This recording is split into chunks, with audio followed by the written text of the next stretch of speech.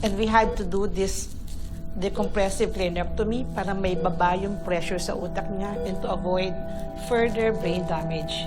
Currently, he's in deep coma now and is completely unresponsive. Hanggang kailan po siya ganito? May pag-asa pa bang gigising siya? May magagawa ba kami? We have to keep him here sa ICU. We have to monitor him for close monitoring. And then pag okay na siya, we can transfer him to a regular room. But at this stage, we really can't say or if he will regain consciousness. But for now, we just have to wait and see.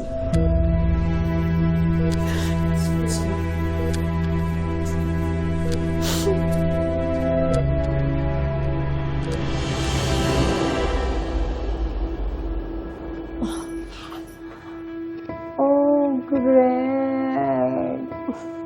Oh, my dear Greg. Did you suddenly grow a halo? Sayang. It looks incredibly fake on you. Huwag mo sanang gagawing excuse si Jasmine at si Jobert para hindi matuloy ang renewal of vows natin. Kasi baka nakakalimutan mo, may kasunduan tayo. And if you don't comply with my demands, isa-serve ko on a silver platter lahat ng mga dirty little secrets mo for the world to see.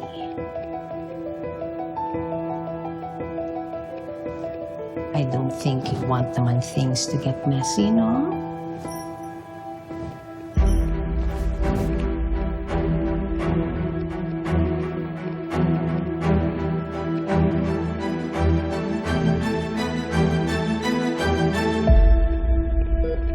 Jobert, patawarin mo ako. Alam kong sinabi ko sa'yo na gagawin kong lahat para maging safe ka. Sorry kung na-fail si ate. Hindi kita naprotektahan. Jobert, promise, hahanapin ko si Mama.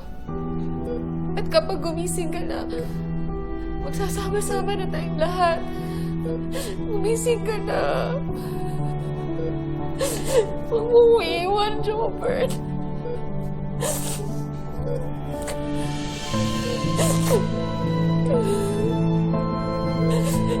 Kumating ka.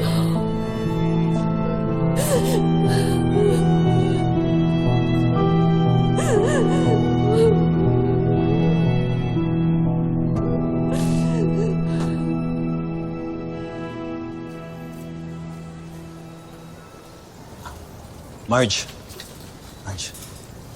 Nakalabas na pala ng ICU si Jobert. Kamusta siya? Comatose pa rin. Wala pa rin pagbabago.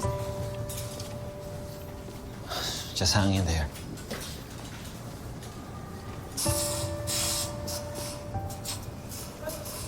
Love, si Jasmine.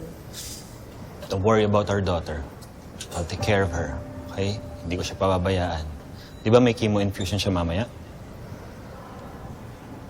Salamat sa pagbabantay sa kanya. Hindi ko na alam kung paano ko hatiin ang katawan ko. As much as I want to be there for a daughter, pakiramdam ko hindi ko pwedeng iwan si Jobert. Parang may masama pang mangyayari sa kanya. Huwag kang mag-isip ng ganyan, ha? Ma'am, sir, ito po yung valuables at damit ng pasyente.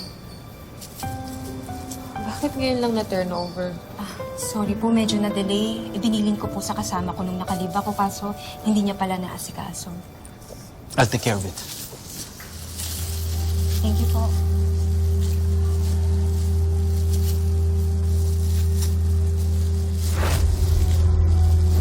Love. Okay ka lang? Yeah. Chinek ko lang kasi parang siniksik lang ng nurse yung mga gamit ni Jobert eh. Lapag mo na lang sa table ka na.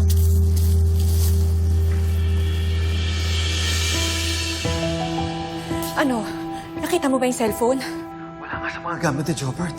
Sigurado ka ba? Oo, tinignan ko na yung mga gamit niya. Wala akong nakapang cellphone. Baka naman hanap na ni Marge. Teka, hanapin mo nga sa bag niya. Baka naman nandun. I just can't go through with her things like that. Gusto mo bang mas magtaka siya at magtanong? Don't stop looking for it. Maghahanap din ako sa garden. Baka nalaglag lang doon. Basta balitaan mo ko kapag may nakita ka, ha? We can't let that video see the light of day. At kapag nangyari yun, hindi ako mapapatawad ng asawa ko. Masisira ang mga pamilya natin, naiintindihan mo.